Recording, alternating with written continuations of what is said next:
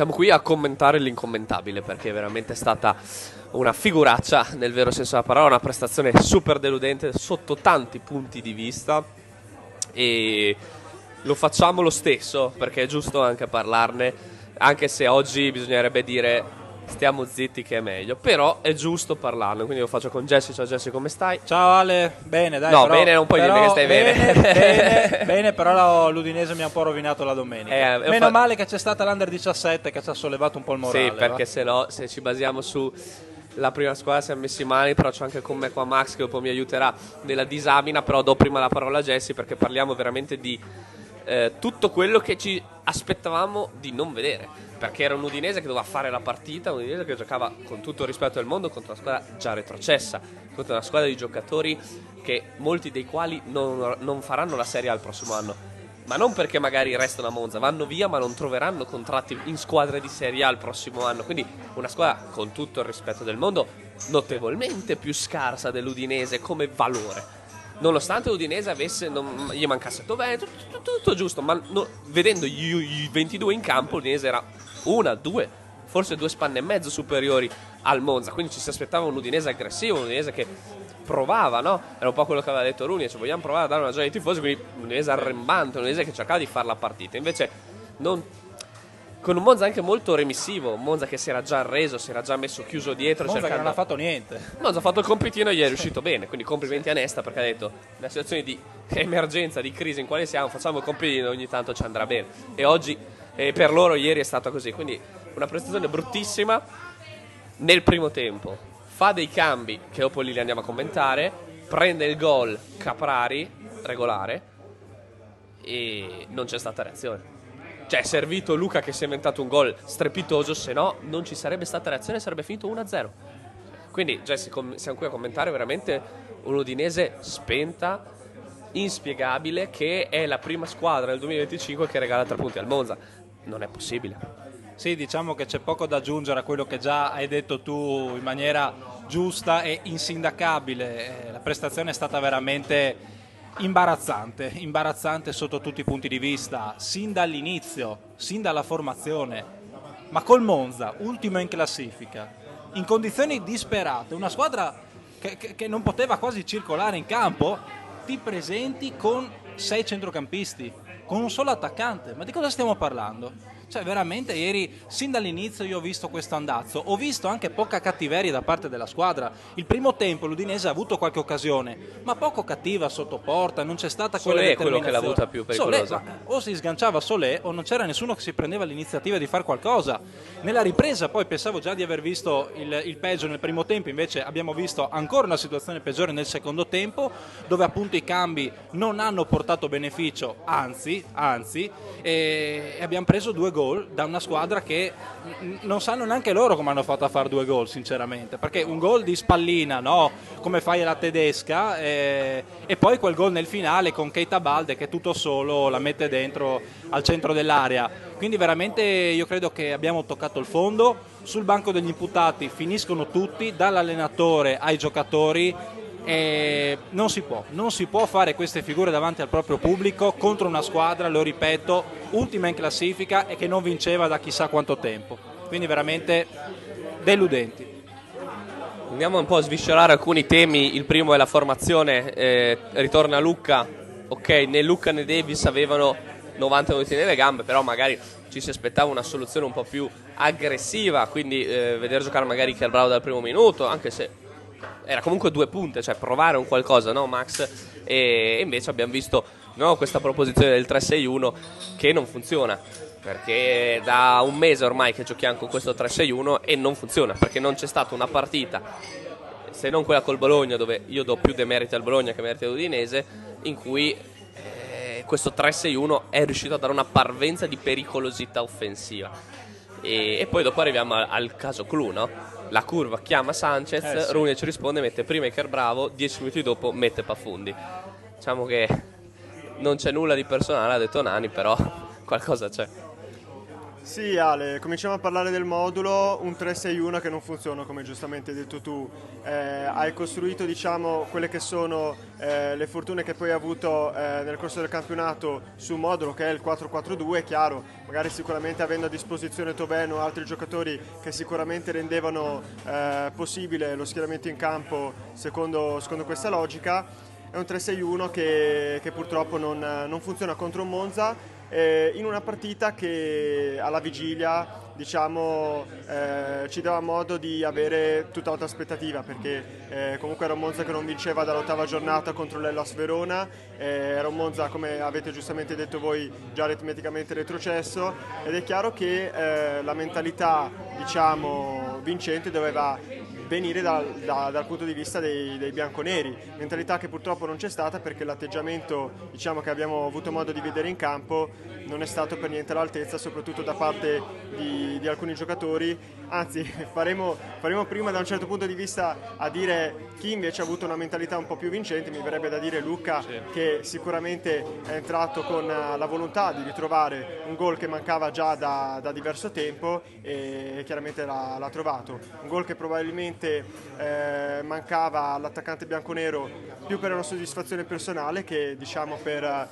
un collettivo di squadra, ma che comunque diciamo è arrivato senza aspettare neanche troppo, perché è entrato nel secondo tempo ed è riuscito a trovare il gol dopo neanche 20 minuti o sì, 20-25 minuti. Quindi è chiaro, è una prestazione che ci dà modo di discutere su diverse cose che non hanno funzionato. Parlami di Sanchez. E anche Sanchez purtroppo è uno dei temi caldi della partita. È chiaro che nel momento in cui la tua curva invoca l'ingresso di un giocatore che purtroppo non abbiamo avuto modo di vedere, soprattutto in questo finale di campionato, un giocatore su cui poi bisogna ancora capire cosa ci sia che non va, nel senso che da alcuni punti di vista sembra che il giocatore non sia in forma, da altri punti di vista, come abbiamo avuto modo di vedere anche dalle numerose storie su Instagram, post su Instagram del cileno, sembra che invece il giocatore possa essere comunque impiegato per disputare almeno 20-30 minuti di gioco. Abbiamo avuto modo di vederlo a Torino, abbiamo avuto modo di vederlo 10 minuti nel finale a Cagliari, ovviamente senza grandissime diciamo, aspettative, perché comunque i minuti a disposizione erano abbastanza pochi. Ci si aspettava di vederlo contro un Monza, ripeto, aritmeticamente retrocesso e contro cui dovevi arrivare per fare punti, ed è davvero un peccato non aver avuto modo di vederlo. Runic poi non ha voluto commentare in conferenza stampa la scelta di non schierarlo, diciamo in generale in tutti i 90 minuti di gioco. Nani ha cercato il Group Technical Director Nani ha cercato di riportare un po' l'ordine sulle dichiarazioni del tecnico, spiegando che in realtà tra i due non c'è nulla che non vada tra il loro rapporto e che semplicemente diciamo, la scelta di non farlo giocare rientra tra le scelte tecniche del tecnico, però è chiaro che è un tema che ci dà modo di aprire diverse considerazioni. Posso dire una cosa su Sanchez? Vai. È positiva, in suo Vai, favore. vai. No, ma ti attaccavo lo stesso, anche se era negativa. Qualcuno mi dica come sta Sanchez. Te lo rispondo io. Allora, Udinese-Monza è stata la vittoria di Alexis Sanchez. Sì. E adesso ve lo spiego. Intanto ringrazio Anto che piccolo break pubblicitario ci porta. Ma sì, ti attendevamo per tirarci un po' su di morale con sto caffè.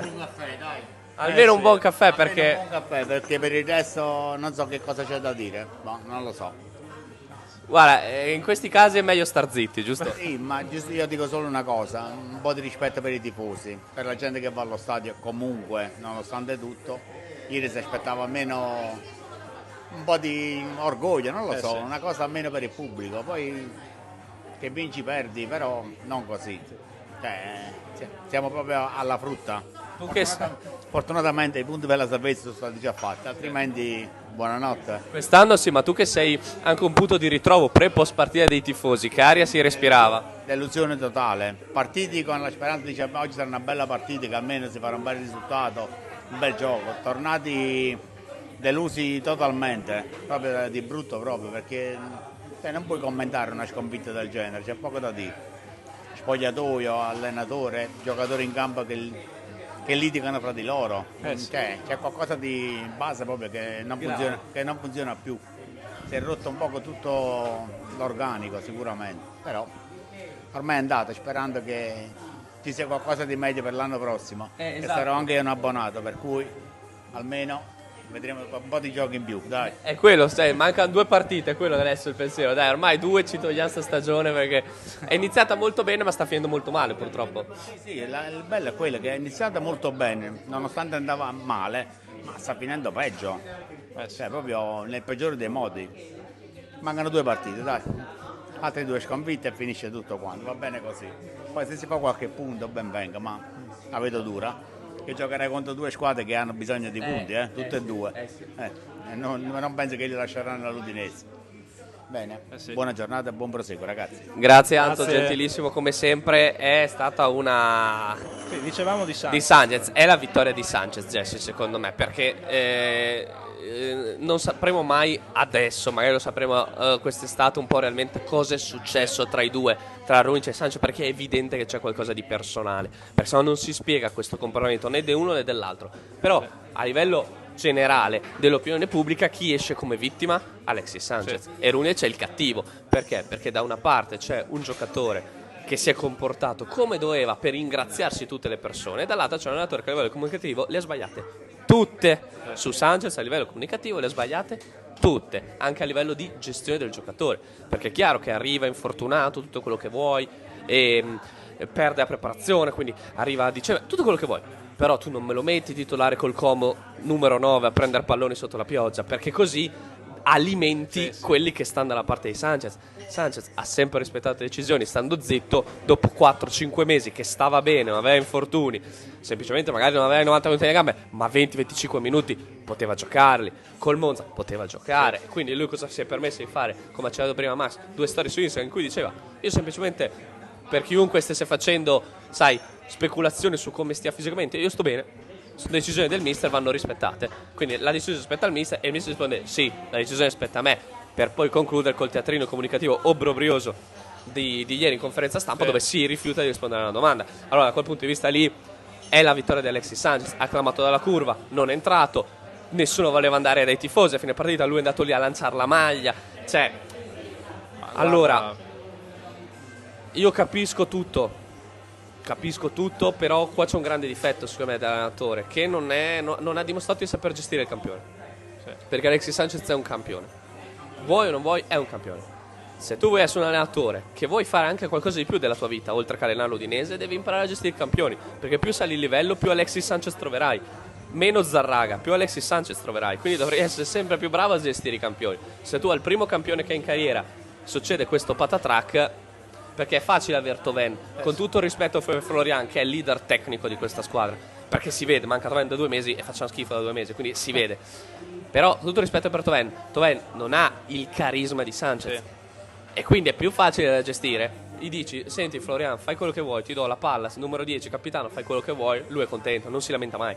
Sanchez è un po' più difficile, ma Sanchez in confronto ai vari Ibrahimovic è un pezzo di pane, cioè figurati quando vai con quei giocatori lì, cioè adesso Runic probabilmente non arriverà mai ad allenare quei giocatori lì, perché è un suo grande limite sia a livello di gestione ma soprattutto Jesse a livello anche comunicativo. Sì, ma guarda, a proposito di Sanchez, è vero, non sarà più quello di una volta, però non può essere trattato come l'ultimo dei pezzenti. Non può giocare contro una squadra di Serie B? Non può giocare contro il Monza. Dai, su. Dai. No, allora è stato veramente montato un teatrino incredibile. Come hai detto tu, Runic, secondo me, è quello che ne esce peggio in tutto ciò. Perché va bene. Magari avrà anche la sua ragione. Avrà ragione, ma però almeno così abbi rispetto almeno di quello che è stato un giocatore come Sanchez, che ripeto, non può essere trattato come l'ultimo dei panchinari. Perché è veramente un qualcosa di brutto da vedere, a mio modo di vedere. Anche la scena ieri appunto del pubblico che lo invoca, e Runic cosa fa? Mette Iker Bravo che pascola per il campo e mette Pafundi e non Sanchez. Io veramente, guarda, dopo che ho visto queste cose ho detto meglio spegnere la televisione, perché no, sono cose che ti fanno male queste. Anche vedere Sanchez, un giocatore così, che lo ripetiamo, non sarà più quello di 15 anni fa, ma rimane comunque un giocatore che fino all'anno scorso dava ancora il suo contributo alla causa. Con l'Inter ci ricordiamo quanto bene ha fatto da subentrato nella scorsa stagione. Perché qua non gioca mai? Cioè, qualcuno mi dica come sta, cioè, veramente vorrei sapere come sta, perché se sta bene è veramente un delitto non farlo giocare e preferire gli altri invece di far giocare Sanchez. Ecco, vedi, arrivano anche i commenti dei primi tifosi. Manca l'orgoglio, manca la buona volontà, no? Tutte queste cose qui, Max, che ne abbiamo parlato, e poi dopo arriviamo altra cosa brutta, al di là di Sanchez, che potremmo parlare ore, ma secondo me è giusto parlarne più a bocce ferme, no? Perché tanto ormai per Sanchez la stagione è finita, lo sappiamo tutti, non giocherà neanche le altre 2 partite finita la stagione. Però a bocce ferme ne parliamo meglio. Però l'altra scena orribile che ho visto, oltre a quello che lo spettacolo in campo, è il litigio da bambini dall'asilo sulla punizione, che Pafundi prende la palla, Luca gliela sradica via, quindi sì, Luca ha imparato la lezione con Lecce, non è vero niente, gli sradica via la palla, arriva e la batte Lovric, che non ha mai tirato una punizione in vita sua. Pafundi che cerca di richiamare l'attenzione del mister, il mister che fa finta di non vederlo, per non prendersi la responsabilità lui di decidere chi tirava la punizione. Una scena che già a Lecce avevamo fatto una figuraccia, però almeno lì siamo andati sotto l'occhio nazionale. Col Monza, siccome era una prega non interessava a nessuno, probabilmente è passato un po' in sordina, ma chi era presente e chi ha visto la partita ha notato di nuovo una scena brutta. Lì probabilmente capisci che c'è un po' di confusione anche, no? Nella gestione e nel gruppo stesso. Massimo, vai. Guarda Ale, Commenti. eccoci. No, guarda Ale, ne parlavamo tra l'altro mentre ti aspettavamo proprio con Jesse e ci ha dato modo di parlarne anche Antonio. Grazie che dice che sono ritardatario, grazie. Grazie, cioè, lui lo voleva precisare, grazie. No, ne parlavamo prima e ci ha dato modo di parlarne anche Antonio del Neruda. Che si sia rotto poi qualcosa magari anche a livello di spogliatoio, perché vedere scene del genere che richiamano inevitabilmente quello che è stato l'episodio forse un po' più drammatico da questo punto di vista, che è proprio quello di Lecce, fa comunque male dal punto di vista del tifoso e lascia sicuramente spazio a delle considerazioni in termini di mancata intesa tra i giocatori, di mancata intesa in termini di un vero leader all'interno dello spogliatoio, leader che magari sta mancando perché in questo momento con l'assenza di Toven c'è un po' tra virgolette un vuoto di potere, e quindi sono sicuramente delle considerazioni importanti da fare. Considerazioni giuste, ed è un po' questo quello che manca a questo Udinese quest'anno, che è lo stesso problema che aveva l'anno scorso, che è lo stesso problema che ha da un po' di anni, non ha dei senatori, non ha dei leader, cioè non c'è qualcuno che appende il ragazzino sullo spogliatoio, lo appende al muro, capito? Cioè il leader di turno, ecco, perché abbiamo magari diversi leader tecnici, li abbiamo avuti, perché la squadra si accendeva se Samasic faceva una giocata giusta, la squadra quest'anno si accende se Tovenne prende palla, quindi ci sono i leader tecnici, ma non ci sono i leader di spogliatoio, i leader caratteriali, i leader nel vero senso della parola, no? Il senatore, ecco, ma non per forza deve essere senatore, vuol dire che ha 36 anni, cioè anche il leader caratteriale, intendo anche un Lovric che al terzo anno doveva prendersi un po' delle responsabilità, un Biol, cioè tutta gente che dovrebbero essere dei capitani senza fascia, nessuno di questi invece se gli do la fascia dico oh che capitano che ho. No, probabilmente l'unico che ha queste caratteristiche è Sanchez, no? Questa leadership, questo carisma, ma se non gioca mai non può dimostrarla. Evidentemente hai fatto tu dei bei nomi come quelli appunto di Biol, di Lovric, che sono giocatori che sono qua da tanti anni, ma almeno per quanto riguarda Lovric non hanno mai fatto quel salto, no, di qualità, quel salto in più, anzi hanno fatto probabilmente un balzo all'indietro e anche più di uno, e manca appunto questa figura carismatica all'interno dello spogliatoio. Probabilmente ci sono tante teste che secondo me parlano, e questo è un male, perché poi arrivano situazioni come quella del rigore, come quella della punizione, dove tutti vogliono batterla e alla fine nessuno decide, anzi si crea queste scenette, no, ridicole da vedere.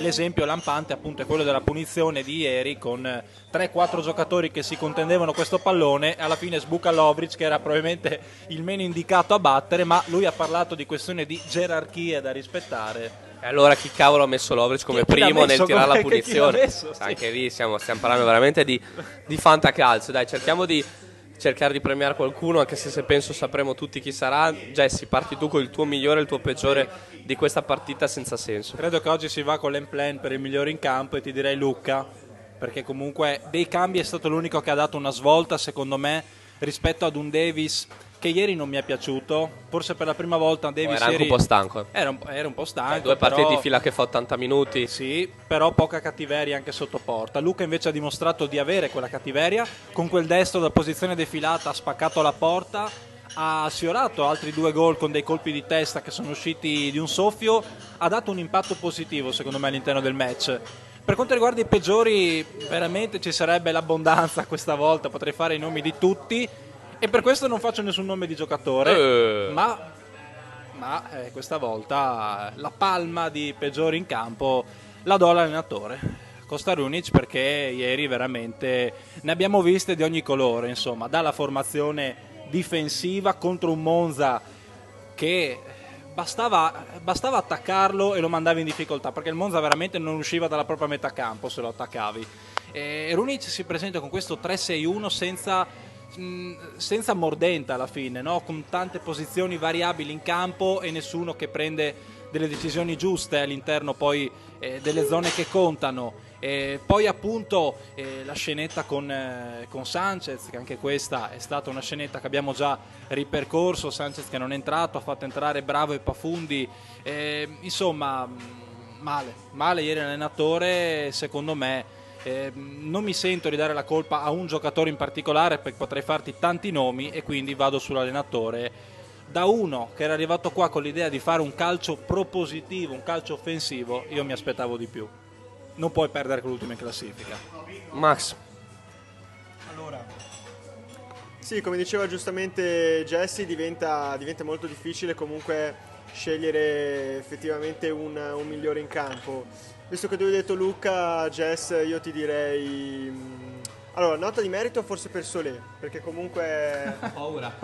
No, Oggi pensavo di fare l'emplay con il migliore, invece no, ci scombina le carte. Nota di merito per Solé, dai, perché comunque ormai quasi non sorprende più, diciamo, che il difensore francese possa offrire una prestazione positiva. L'abbiamo visto sicuramente offrire una prestazione molto pulita, ordinata, anche proprio in termini offensivi è stato alla fine uno dei pochi a creare qualcosa di positivo oltre a Luca. Il mio però migliore effettivo in campo è Karlström. Fa tutto sto giro per arrivare a Karlström, ma mi dispiaceva lasciare fuori Solé. No, il mio migliore campo effettivo è Karlström, perché anche lui riesce a dare continuità, diciamo, a una stagione dove alla fine non ha fatto male l'ex Lech Poznan. È riuscito, diciamo, a offrire delle prestazioni, sì, magari spesso poco più che sufficienti, però comunque